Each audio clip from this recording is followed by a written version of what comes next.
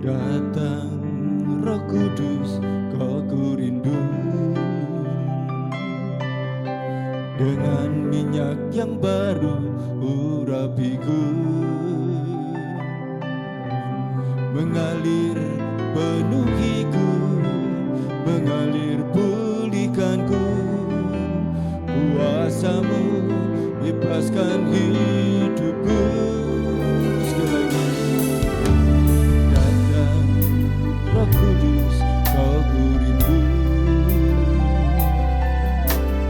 Dengan minyak yang baru urapiku, mengalir penuhiku, mengalir pulihkanku. Kuasamu bebaskan hidupku. Satu yang ku rindu, bersekutu denganmu. Bawaku lebih lagi, tinggal di jalanmu. Nikmati hadiratmu, damailah guru hidupku. Kuasamu mengubah hidupku.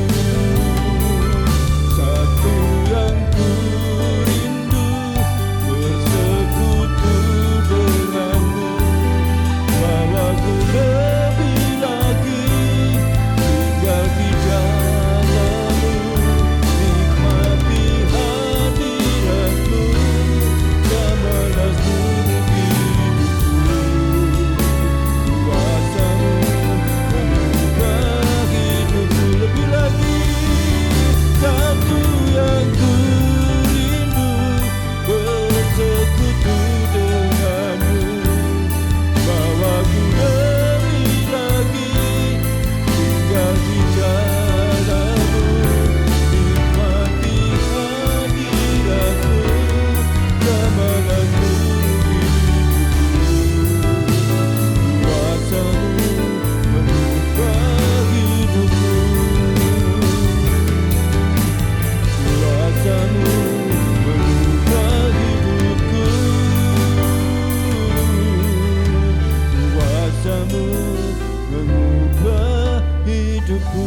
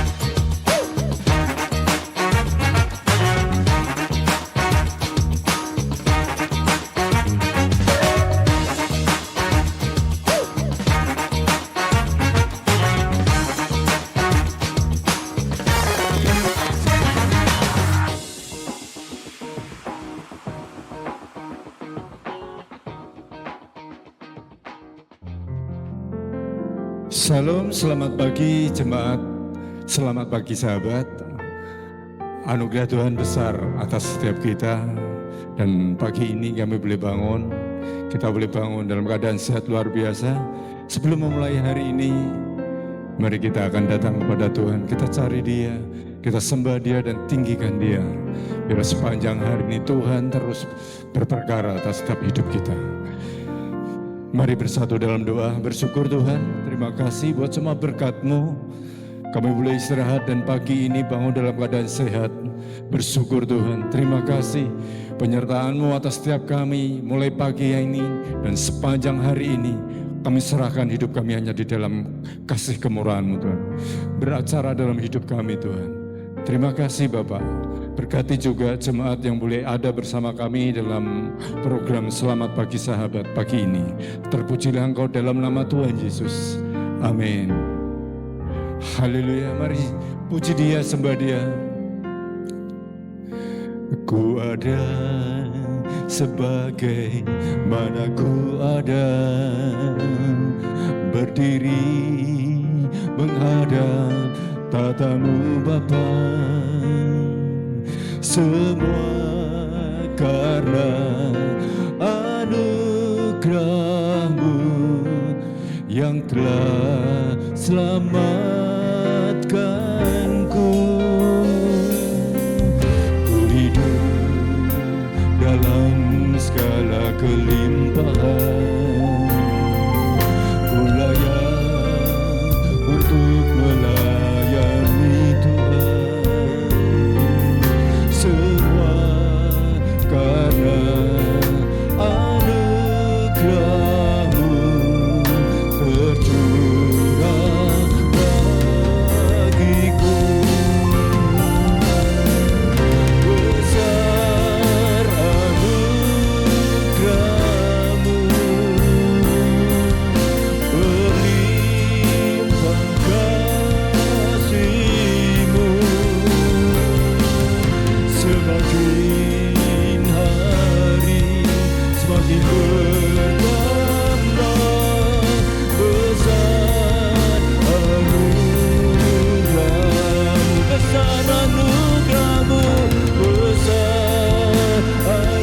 besar anugerah-Mu, besar anugerah-Mu,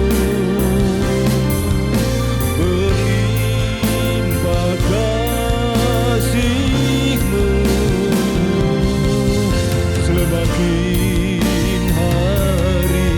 semakin bertambah besar anugerah-Mu. Semakin hari semakin bertambah besar anugerah-Mu. Semakin hari semakin bertambah besar anugerah-Mu.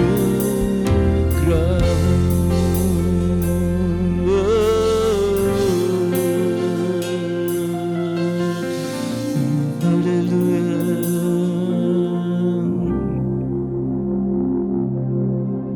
Besar anugerah-Mu ya Bapa dalam kehidupan kami. Terima kasih untuk Sabtu minggu yang ketiga Tuhan, mana hari ini nanti kami bisa kumpul bersama dengan anak kami lagi, kami bisa beribadah bersama lagi besok Tuhan, dalam kasih karunia-Mu, anugerah-Mu yang melimpah dalam kehidupan kami. Bapa, kami sungguh bersyukur Tuhan atas penjagaan-Mu dalam kehidupan kami, sehingga sampai hari ini Tuhan, minggu ketiga bulan November, selama sepanjang minggu Kau jagai kami Bapa. Bapa, ajari kami punya hati yang sungguh-sungguh hanya berharap padamu. Hari ini kami mau belajar Tuhan, bagaimana mengubah dari kekurangan menuju kelimpahan, tapi karena bukan kekuatan kami, tapi karena kami mau taat akan Kau ya Tuhan. Karena kemurahan-Mu saja kami bisa beralih, bertransformasi dari kekurangan menuju kelimpahan. Bapa, biarlah ajari hamba-Mu Tuhan, urapilah bibir hamba-Mu nih Tuhan. Biarlah bisa sharing dengan bahasa sederhana dan mudah dimengerti, sehingga saat teduh pagi ini bukan saat teduh biasa setiap Sabtu pagi, tapi menjadi saat teduh yang menjadi ucapan syukur yang luar biasa. Menjadi saat teduh yang membawa kebahagiaan buat keluarga kami semua ya Tuhan. Jadi saat teduh menjadi tempat di mana kami terus akan bertumbuh bersama Engkau ya Kristus. Biarlah Tuhan, sampai hari ini Tuhan, Kau sembuhkan semua yang sakit Tuhan. Kau berikan kekuatan bagi semua yang lemah. Kau berikan kelepasan dan kelegaan bagi orang yang terikat dan terbelenggu. Dan biarlah tangan-Mu terulur Tuhan, memberikan mujizat bagi orang-orang yang membutuhkan mujizat. Sehingga lidah bibir kami sampai hari ini berkata bahwa hari ini adalah sungguh-sungguh hari yang Tuhan berikan dalam kehidupan kami. Apapun kondisi kami semua Tuhan, kami mengucap syukur, kami berterima kasih atas apa yang sudah Kau izinkan dalam kehidupan kami. Dan biarlah kami terus dalam hati kami berseru bahwa selama kami mengandalkan Engkau, tidak akan pernah dikecewakannya Tuhan. Di dalam nama Tuhan Yesus Kristus, urapilah semua keluarga besar. Selamat pagi sahabat yang ada di dalam kota, di luar pulau, bahkan di luar negeri ya Bapa. Biarlah pagi hari ini kami menyiapkan tubuh, jiwa, dan roh kami. Untuk besok kami juga akan mengikuti ibadah Tuhan. Sama-sama beribadah Tuhan. Biarlah semua yang akan Kau persiapkan hari ini sampai besok, dalam minggu ke depan, kami turut jalan sesuai dengan kehendak-Mu. Di dalam nama Yesus, kita semua yang percaya, yang sayang Tuhan, dibentuk dan diberkati, katakan dengan iman. Amin, amin, amin. Shalom Bapak Ibu semuanya, selamat pagi. Hari ini izinkan saya sharing. Kalau saya memberikan jodoh, memberikan tema, izinkan saya sharing dengan tema dari kekurangan menuju kelimpahan. Nah, hari ini saya betul-betul bersyukur bahwa selama minggu ketiga ini Tuhan berjalan terus tuh bersama dengan kita semuanya. Dan saya terus mengingatkan tidak bosan-bosannya bahwa walaupun kita tidak ada di lokasi yang sama, tapi kita bisa saling menguatkan. Betul Bapak Ibu ya, kita bisa saling sharing, kita bisa saling mendoakan. Anda juga bisa memberikan kesaksian Bapak Ibu. Anda jangan sungkan-sungkan untuk juga bertanya di kolom komen, atau Anda juga bisa menghubungi hotline GPI Lambert Tengah Raya. Saudara, kalau Anda ingin terima didoakan secara langsung lewat telepon, Anda bisa hubungi lewat jalur telepon PSTN yang ada di GPI Lambert Tengah Raya. Anda bisa didoakan juga oleh pelayan-pelayan Tuhan yang lainnya, Pak, saudara semuanya. Nah, pagi hari ini mari kita lanjutkan. Ini sudah kali ketiga saya membahas tentang tema ini, dan saya percaya pasti besok pagi kita akan belajar tentang sesuatu yang baru, saudara. Nah, mari kita lihat di 2 Raja-Raja pasal 4 ayat 3-5. Anda bisa melihat dari saat teduh minggu lalu hari Sabtu, lalu minggu lalu ibadah saya singgung yang kedua. Anda akan dengarkan yang ibadah online, berarti besok Anda akan melihat ibadah online-nya. Dan hari ini saya lanjutkan yang ketiga, saudara, di ayat yang kita baca yang sama, tapi pemahamannya lebih dalam lagi. 2 Raja-Raja pasal 4 ayat 3-5 dikatakan, lalu berkatalah Elisa, pergilah, mintalah bejana-bejana dari luar, dari segala tetanggamu, bejana-bejana kosong, tetapi jangan terlalu sedikit. Ayat 4, kemudian masuklah, tutuplah pintu, sesudah engkau dan anak-anakmu masuk, lalu tuanglah minyak itu ke dalam segala bejana. Mana yang penuh, angkatlah. Pergilah perempuan itu daripadanya, ditutupnyalah pintu sesudah ia dan anak-anaknya masuk, dan anak-anaknya mendekatkan bejana-bejana kepadanya, sedang ia terus menuang. Mari kita lanjutkan ke ayat 6 dan 7. Ayat 6, ketika bejana-bejana itu sudah penuh, berkatalah perempuan itu kepada anaknya, dekatkanlah kepadaku sebuah bejana lagi. Tetapi jawabnya kepada ibunya, tidak ada lagi bejana. Lalu berhentilah minyak itu mengalir. Ayat 7, kemudian pergilah perempuan itu memberitahukannya kepada abdi Allah. Dan orang ini berkata, pergilah, juallah minyak itu, bayarlah utangmu, dan hiduplah dari lebihnya, engkau serta anak-anakmu.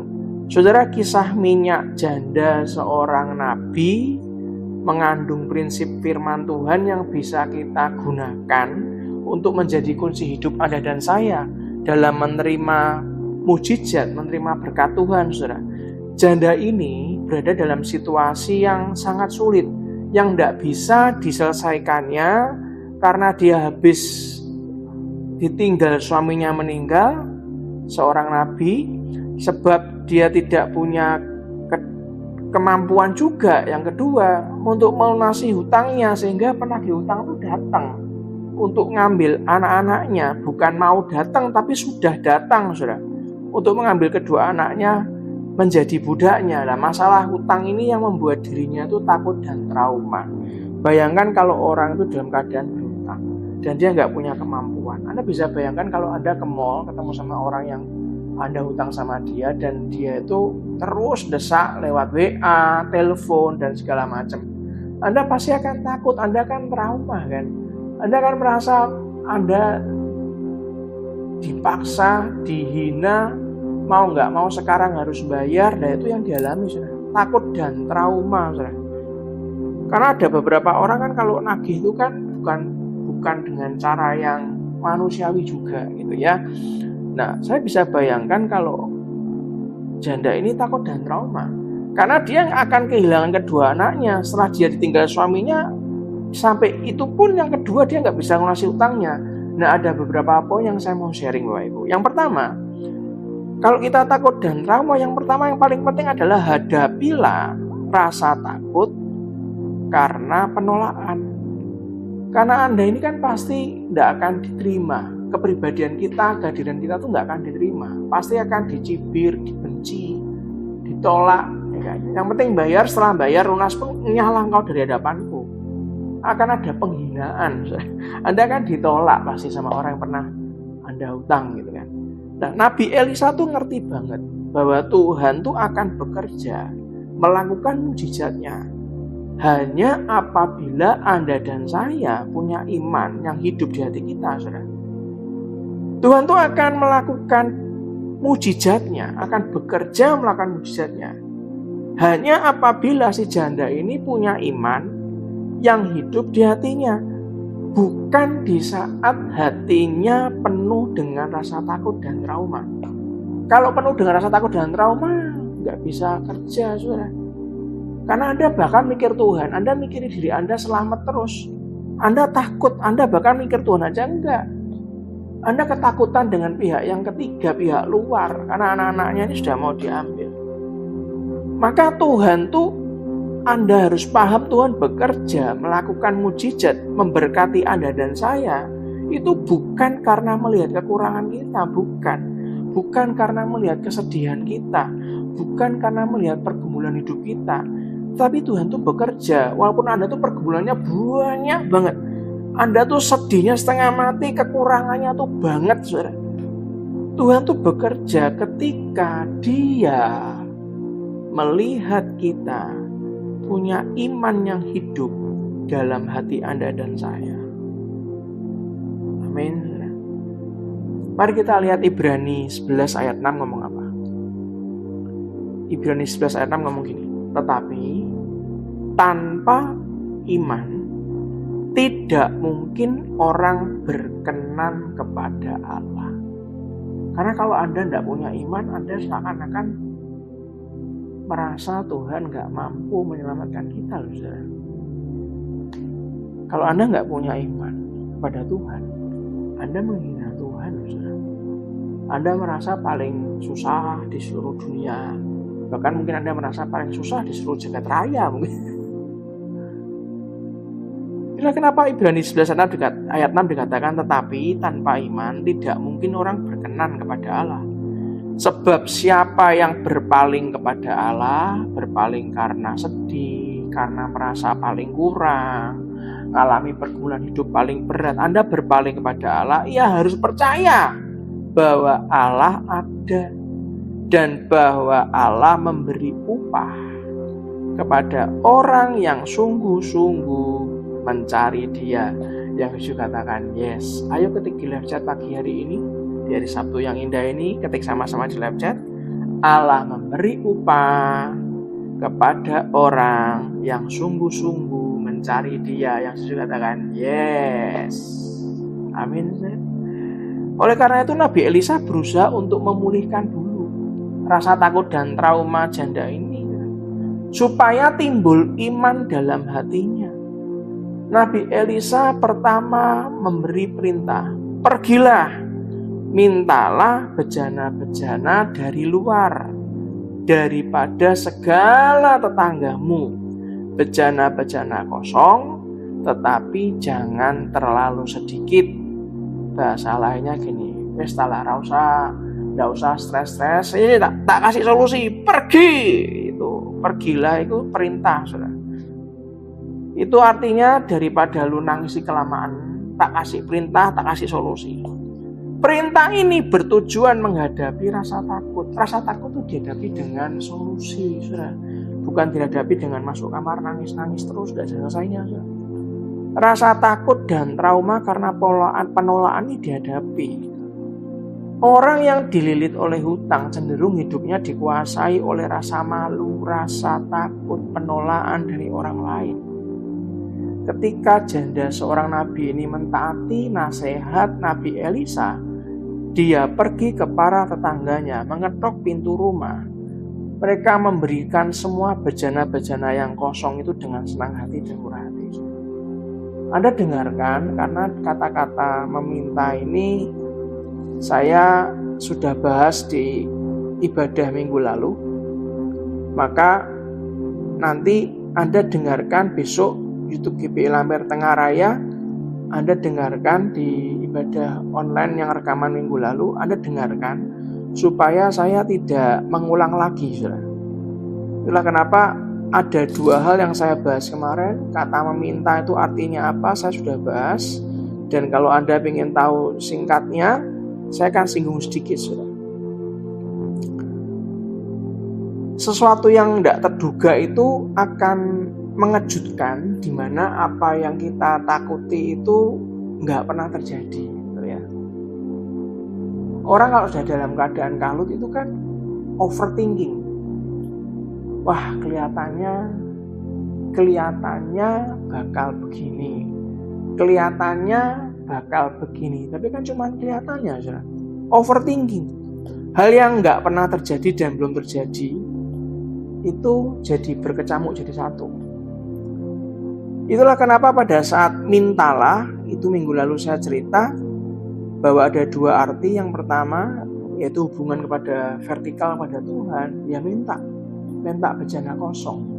Rendahkanlah hati kita untuk meminta kepada Tuhan. Yang kedua adalah kata yang di King James Version itu artinya adalah meminjam, saudara.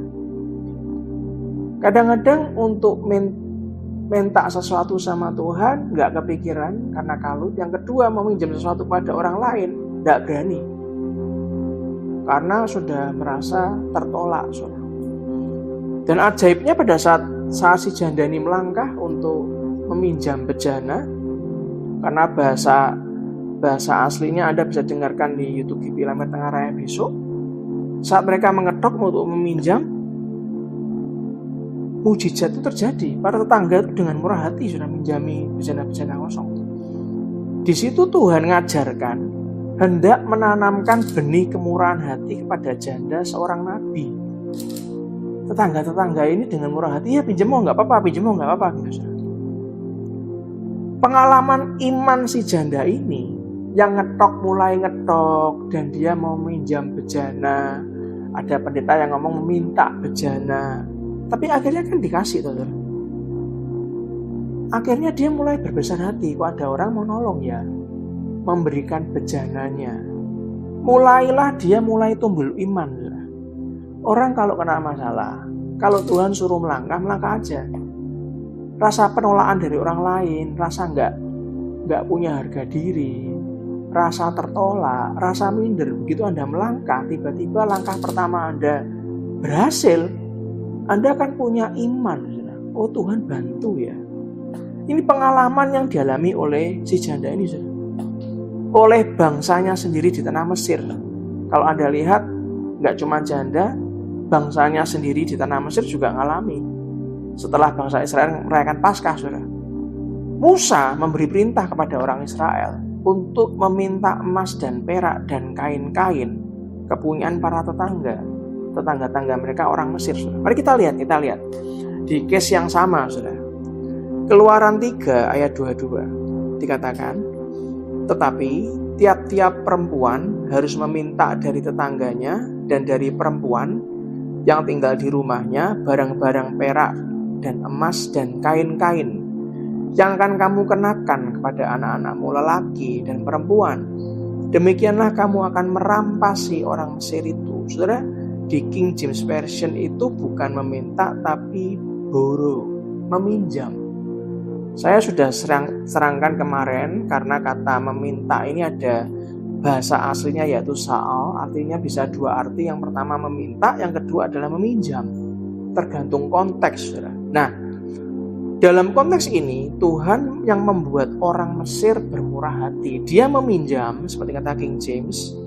Orang Mesir dibuat Tuhan untuk bermurah hati, yaitu memberi malahan. Itulah kenapa Keluaran 12 ayat 36 ngomong gini. Tapi lebih baik kita baca dari ayat 35. Keluaran 12 ayat 35 kita baca, orang Israel melakukan juga seperti kata Musa. Mereka meminta dari orang Mesir barang-barang emas dan perak serta kain-kain. Ingat, di King James Version bukan minta tapi borrow, meminjam. Ayat 36, dan apa sudah baca yang keras? Tuhan membuat orang Mesir bermurah hati terhadap bangsa itu. Siapa yang membuat orang-orang bermurah hati? Bukan karena wajah Anda dimelas-melasin, saudara. Bukan tampang kita dibuat compang-camping seperti pengemis, bukan. Tapi Tuhan membuat orang Mesir bermurah hati terhadap bangsa itu, sehingga memenuhi permintaan mereka. Demikianlah mereka merampasi orang Mesir itu. Dalam King James itu dikatakan borrow, meminjam. Itulah kenapa sebuah pengalaman iman yang luar biasa, seorang budak berani minta milik kepunyaan tuan mereka. Sebetulnya di King James meminjam milik kepunyaan tuan mereka. Mereka menyaksikan bahwa orang Mesir memberikan, bukan minjami tapi memberikan segala milik kepunyaan mereka dengan murah hati. Karena apa? Karena Tuhan yang membuat orang Mesir bermurah hati terhadap bangsa itu. Saat krisis, ingat baik-baik, kita harus menghadapi ketakutan Anda dan punya iman supaya ditolong oleh Tuhan. Ingat, krisis itu terdiri dari dua arti. Yang pertama adalah Anda betul-betul mengalami ketidakmampuan, mengalami masalah, ancaman dan segala macam, kepepet, mengalami sesuatu yang di luar ekspektasi ke arah negatif. Tapi kata krisis juga mengandung arti yang kedua, yaitu peluang. Saudara, berapa banyak orang dibuat Tuhan itu justru saat negara lagi krisis, muncul konglomerat baru, saudara. Muncul orang-orang yang bangkrut banyak, tapi juga Tuhan ada menunjukkan mata hati kita, mata hati jasmani kita. Orang-orang juga di saat krisis bisa muncul tiba-tiba sebagai orang-orang kaya baru, konglomerat baru. Jadi ingat baik-baik, saat krisis jangan hadapi dengan ketakutan Anda. Tapi kita mestinya harus punya iman, minta pertolongan Tuhan. Saat Tuhan melihat iman di hati kita, Tuhan bekerja jauh lebih banyak daripada yang kita doakan dan kita pikirkan. Anda dan saya bisa punya iman yang hidup di hati bila kita mendengar firman Kristus. Dan kita berani melakukannya sekalipun mengandung resiko. Apapun yang kita lakukan pasti punya resiko. Kalau Tuhan yang suruh, menurut Anda ada resiko, menurut saya ada resiko. Tapi kalau Tuhan suruh, jalan saja, saudara. Gereja kami di GPI Lamir Tengah Raya mengalami, saudara. Saat kami bangun, saldonya itu nggak seberapa, nggak cukup. Pernah sampai 2 minggu berhenti pembangunan karena saldonya nggak cukup, saudara. Tapi ternyata ada orang-orang yang tiba-tiba digerakkan. Mereka menyerahkan hartanya, emasnya untuk buat pembangunan. Ada yang mereka menyetor sejumlah uang untuk melanjutkan pembangunan di luar perkiraan kami semua. Saat kita melakukan firman Kristus, Tuhan akan melakukan sesuatu yang mengejutkan dan tidak terduga. Anda akan menyaksikan apa yang Anda takuti, yang Anda khawatirkan, yang Anda itu overthinking. Gak pernah terjadi dalam kehidupan Anda dan saya. Poin yang kedua. Baca yang keras. Hadapilah rasa takut karena kekurangan. Saya kurang, Pak. Saya nggak berani melangkah. Hadapi, saudara. Mari kita baca 2 Raja-Raja 4 ayat 4 ngomong gini. Kemudian masuklah, tutuplah pintu sesudah engkau dan anak-anakmu masuk. Lalu, apa saudara? Tuanglah minyak itu ke dalam bejana. Mana yang penuh, angkatlah. Saudara, Nabi Elisa tuh ngerti. Tuhan gak akan dapat bekerja melakukan mujizat kalau si janda ini hatinya dikuasai oleh rasa takut. Dikuasai oleh trauma. Traumanya dari mana? Jelas saudara. Saya berikan sebuah gambarannya. Misalnya dia punya minyak di beliau itu cuma 10 liter saudara. Ini cuma contoh supaya gampang. Boleh 10 mili, boleh 10 liter. Bejananya dari tetangga-tetangga ada beberapa bejana. Bejananya isinya 100 liter. Anda boleh ngomong 100 mili juga nggak apa-apa. Dari seorang janda ini yang punya cuma 10 liter atau punya cuma 10 mili, dibuat naruh minyak di ukuran buli yang 100 liter, di ukuran buli yang 100 mili. Walaupun bejananya lebih besar, lah punyanya kan cuma 10 mili, punyanya kan cuma 10 liter, dimasukkan ke bejana yang besar, ya tetap 10 liter saudara. Tetap aja yang 10 mili pindah ke yang 100 mili, tetap aja keluarnya 10 mili bukan? Karena memang nggak ada, stoknya dia memang terbatas. Tapi Nabi Elisa ngerti, kalau sampai ini nggak dilakukan, Tuhan nggak akan dapat bekerja, melakukan mujizatnya. Kalau selalu hati si janda ini ditakuti oleh rasa takut dan trauma.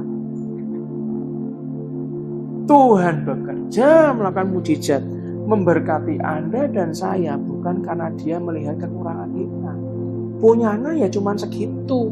Mau dikasih bejana yang banyak ya tetap nggak bisa. Satu bejana aja bisa jadi nggak penuh kok.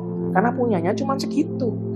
Tapi Tuhan bekerja bukan karena Tuhan melihat kekurangan Anda dan saya. Melihat kesedihan kita bukan karena melihat pergumulan hidup kita. Tuhan tuh bekerja karena kita sangat percaya. Dia melihat dari atas sana, dari tahta kudusnya. Dia melihat iman yang hidup dalam hati Anda dan saya yang juga katakan yes. Amin. Oleh karena itu Nabi Elisa berusaha untuk memulihkan rasa takut dan trauma si janda ini. Supaya timbul iman dalam hatinya. Nabi Elisa memberi perintah kedua untuk mengatasi rasa takut akan kekurangan. Kemudian masuklah, tutuplah pintu sesudah engkau dan anak-anakmu masuk. Lalu tuanglah minyak itu dalam segala bejana. Mana yang penuh, angkatlah. Anda bayangkan ya, dia cuma punya sekian. Bejananya gede. Walaupun ditumpahkan yang gede, ya cuma sekian. Karena kekurangan kita. Tuhan kan bekerja bukan karena kekurangan. Begitu ditumpahkan ke bejana yang isinya harusnya lebih besar jauh dibanding yang dipunya si janda, dituangkan terus mengalir sampai penuh, saudara. Sampai bisa bejana kedua, bejana banyak, saudara. Saudara, kalau orang tuh dililit sama utang, cenderung hidupnya dikuasai oleh rasa takut karena kekurangan. Sehingga sulit untuk orang itu bersikap murah hati. Orang kalau kena utang selalu bersikapnya apa? Tua mbah pelit. Karena apa? Dia bukan ingin pelit. Dia merasa memang gak ada yang mau dibagikan. Gak ada yang mau disiarkan. Sehingga dia sulit bersikap murah hati. Nah, kunci untuk melakukan apa yang Tuhan mau, kita mengalami mujizat Tuhan, mengalami berkat Tuhan adalah, berarti kan baik-baik, berlaku murah hati. Ini rumusnya nggak ada, saudara. Tapi itu yang terjadi dalam kehidupan kami. Saat nggak ada yang dibagi, semua orang pasti akan tambah kikir, tambah pelit. Bukan karena pelitnya, tapi memang nggak ada yang dibagi, saudara. Tapi maaf, mari kita baca perlahan. Anda pahami apa yang saya sharingkan pagi ini. Sehingga setelah saat teduh ini, saudara, Anda akan paham. Mari kita baca perlahan-lahan 1 Raja-Raja 17 ayat 8 sampai 16. 1 Raja-Raja 17 ayat 8 sampai 16. Maka datanglah firman Tuhan kepada Elia. Ini kita cerita tentang apa yang dilakukan oleh Nabi Elia. Bersiaplah pergi ke Sarfat yang termasuk di wilayah Sidon, dan diamlah di sana. Ketahuilah, aku telah memerintahkan seorang janda untuk memberi engkau makan. Siapa yang nyuruh seorang janda memberi makan? Tuhan. Ayat 10 dikatakan, sesudah itu ia bersiap. Nabi Elia bersiap, lalu pergi ke Sarfat. Setelah ia sampai ke pintu gerbang kota itu, tampaklah di sana seorang janda sedang mengumpulkan kayu api.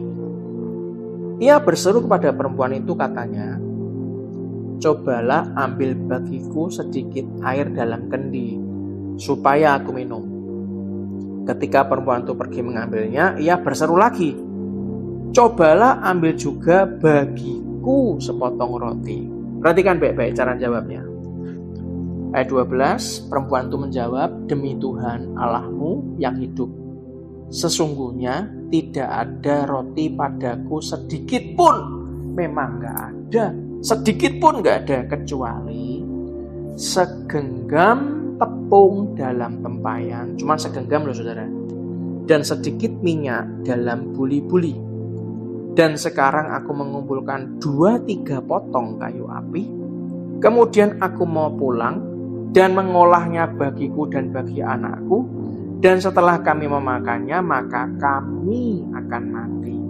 Gak ada lagi, stoknya gak ada. Tapi perhatikan baik-baik bagaimana Tuhan bekerja lewat Nabi Elia. Ayat 13 dikatakan, tetapi Elia berkata kepadanya, apa saudara? Janganlah takut.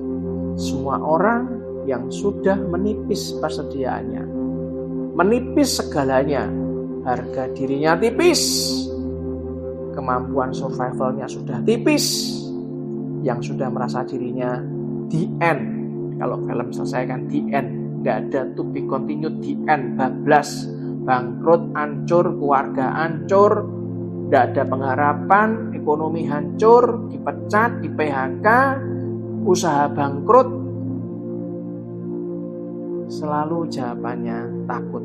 Tapi Elia berkata kepadanya, janganlah takut, pulanglah, buatlah seperti yang kau katakan, tetapi buatlah lebih dahulu bagiku sepotong roti bundar kecil daripadanya. Kalau orang baca ini tidak belajar, dia ngomong gini, cek kejeme, kata orang Jawa Timur, kejem iki Nabi Elia iki, wis ngerti tidak ada stoknya, cuman cukup buat dia sama anaknya, habis itu mati kok, gak ada persediaan kok egois banget.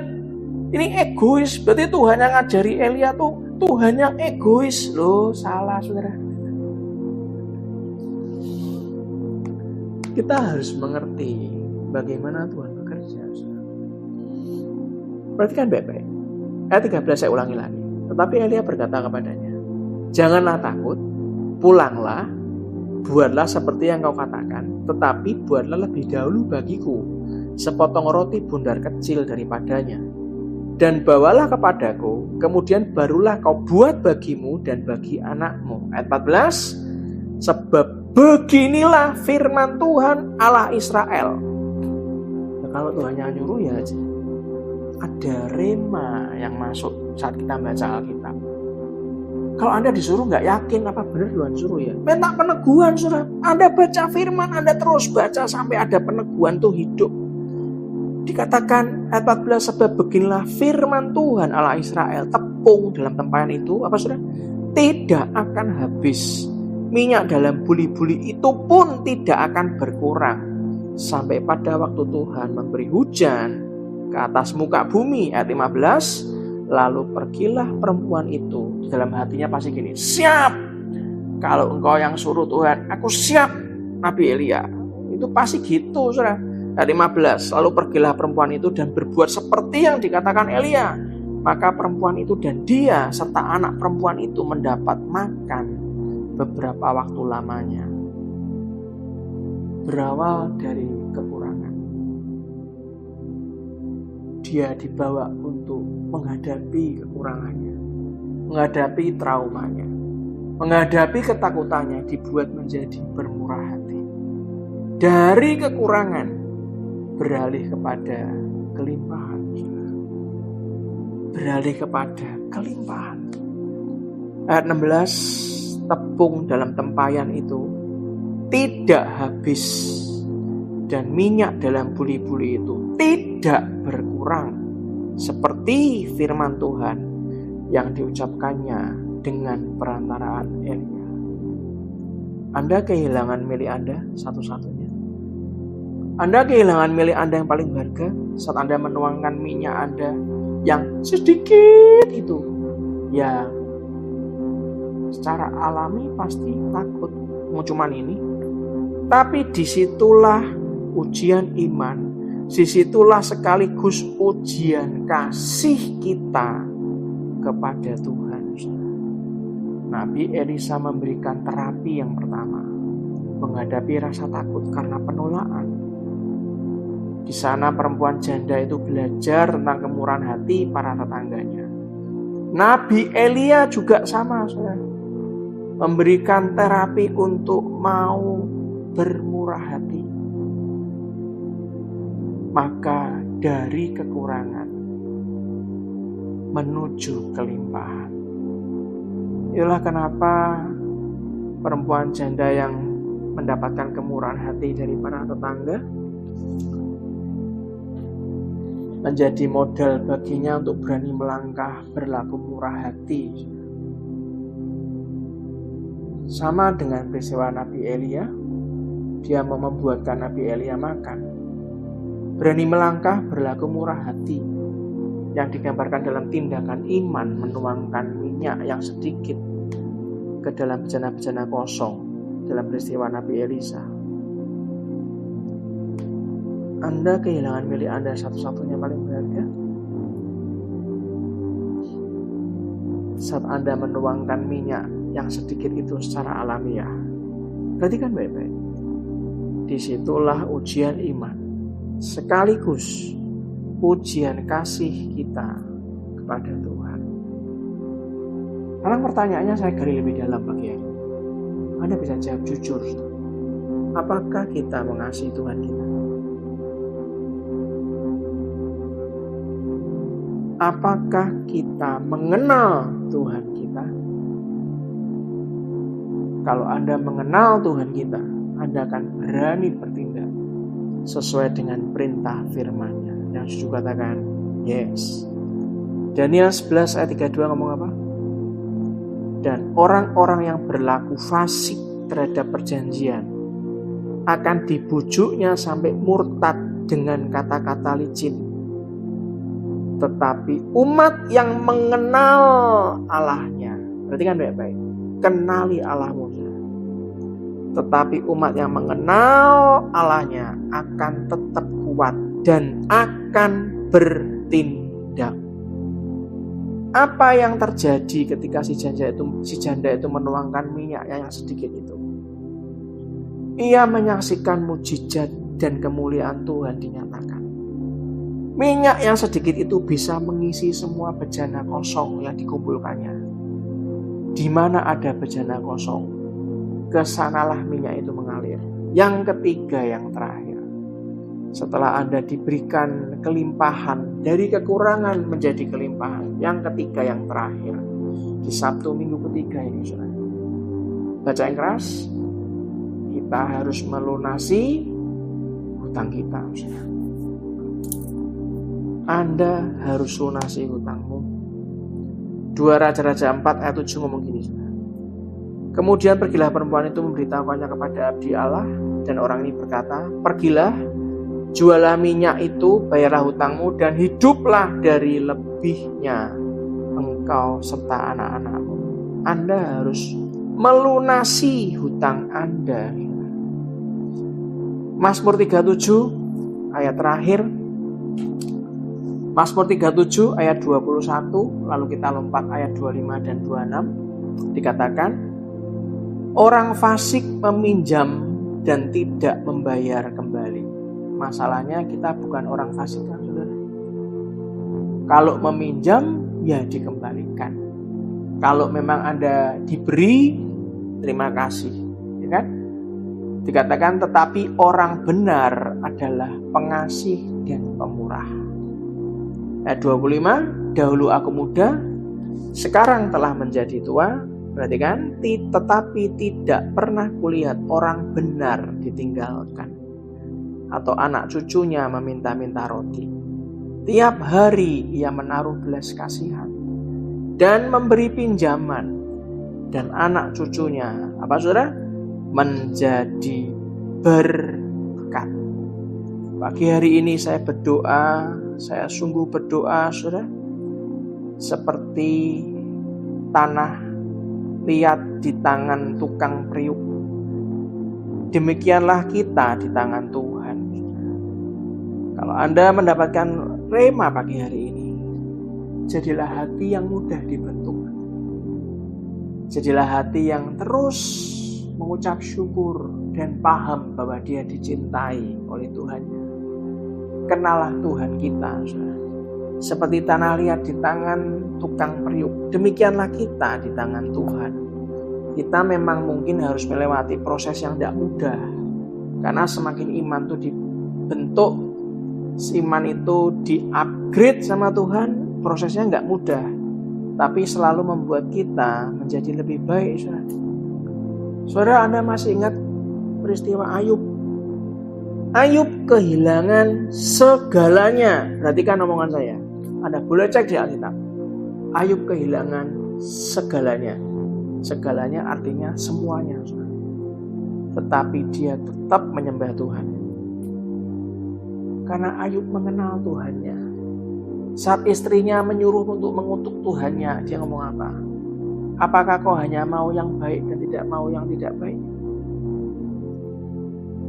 Dia yang memberi, dia yang mengambil. Terpujilah nama Tuhan. Karena imannya benar di hadapan Tuhan. Lalu Tuhan mengembalikan 2 kali lipat dari apa yang telah hilang daripada Ayub. Saya berdoa agar Tuhan Yesus, di dalam nama Tuhan Yesus, mengembalikan 2 kali lipat dari apa yang telah Anda hilang, saudara. Ingat baik-baik, sesuatu yang terhilang untuk kita berikan karena Tuhan minta. Mungkin kita mengalami kematian yang pertama. Barang yang kita punya yang sangat berharga tiba-tiba hilang. Tapi itu sebetulnya bukan kematian, itu hanya kematian ego. Bukan kematian fisik atau rohmu. Itu hanya kematian ego. Dan saya beritahu pagi hari ini, kematian ego harus terjadi untuk mewujudkan kehidupan yang digerakkan oleh hatinya Yesus. Yang juga katakan yes. Mari kita sama-sama menyiapkan diri untuk besok kita beribadah. Saya akan melayani Anda 2 kali ibadah. Ibadah pagi jam 9 pagi dan jam 5 sore dengan tema penjaga sejati. Mari kita sama-sama muji dan menyembah Tuhan. Satu pujian.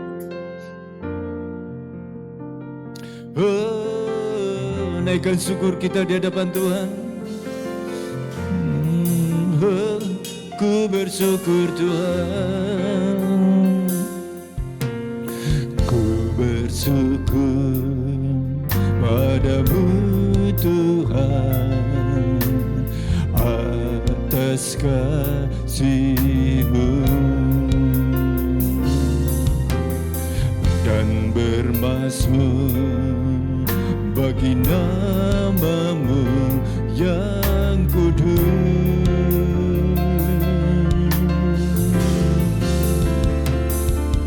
Sebab Engkau kebenaranku,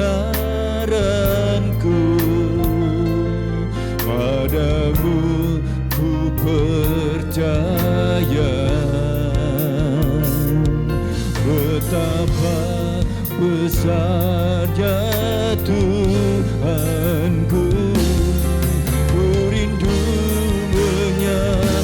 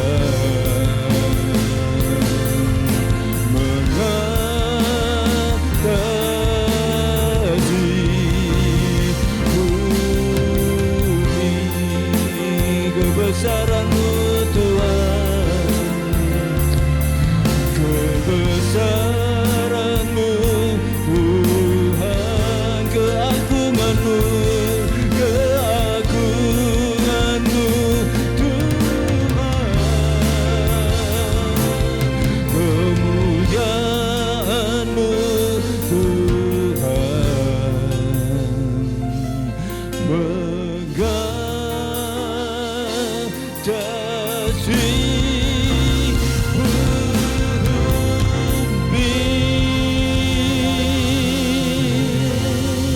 Haleluya.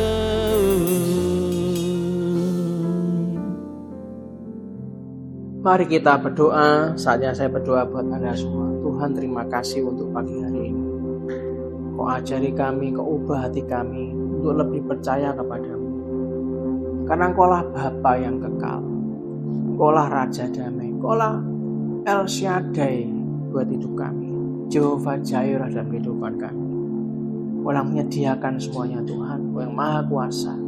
Kau mampu mengubah dari kekurangan menjadi kelimpahan.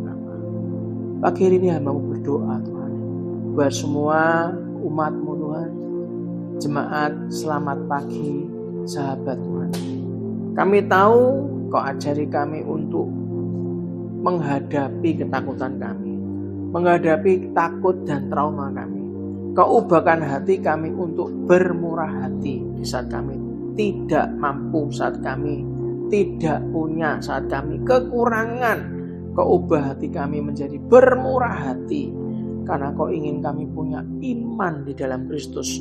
Saat Kau menyuruh kami harus melangkah Tuhan. Pagi hari ini kami berdoa buat semua keluarga besar selamat pagi sahabat yang hari ini rindu menerima kuasa mujizat-Mu Tuhan, kuasa pengurapan-Mu Tuhan, hikmat-Mu yang menyelamatkan kami. Ajari kami untuk taat dalam kehendak-Mu Bapa. Dan sebelum selesai, mari kita angkat kedua tangan kita dan aminkan doa berkat ini. Biarlah Tuhan memberkati engkau dan melindungi engkau. Tuhan menyinari engkau dengan wajah-Nya dan beri engkau kasih karunia. Tuhan menghadapkan wajah-Nya kepadamu dan memberi engkau damai sejahtera. Dengan kepak-Nya Ia akan menudungi engkau. Di bawah sayap-Nya engkau akan berlindung.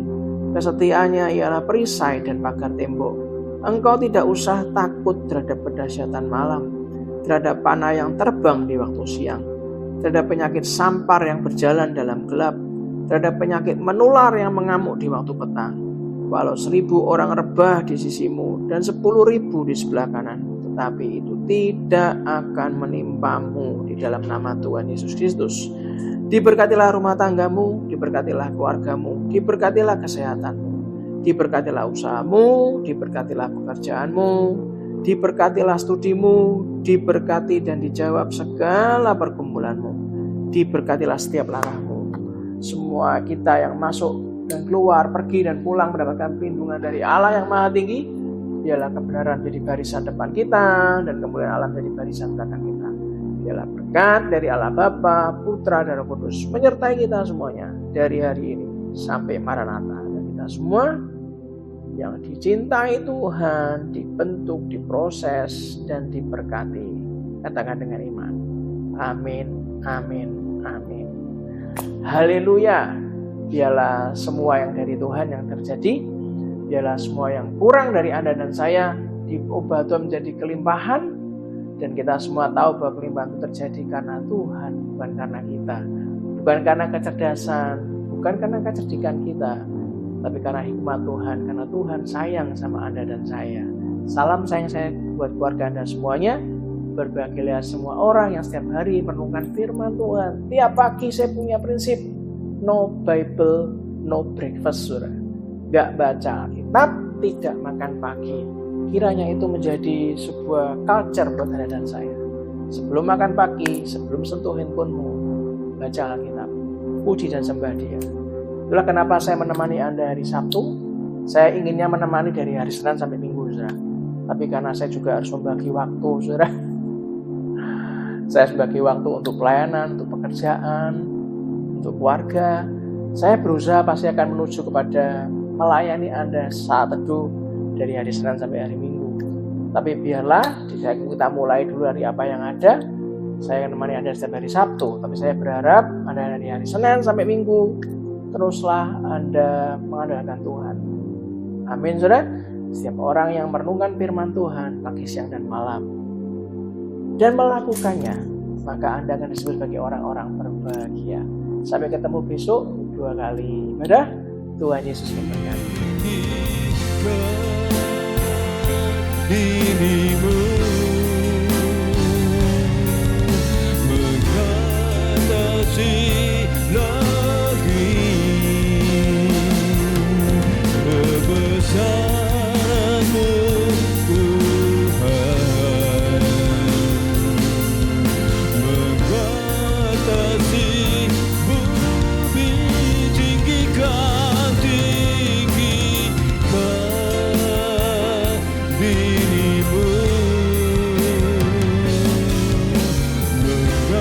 mengatasi lagi kemuliaan-Mu Tuhan,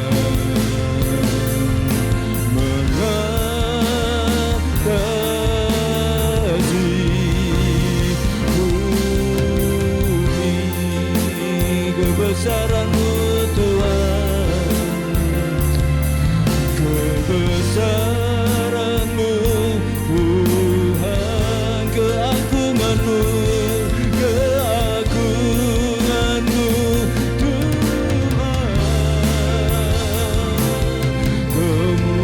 kemuliaan-Mu Tuhan,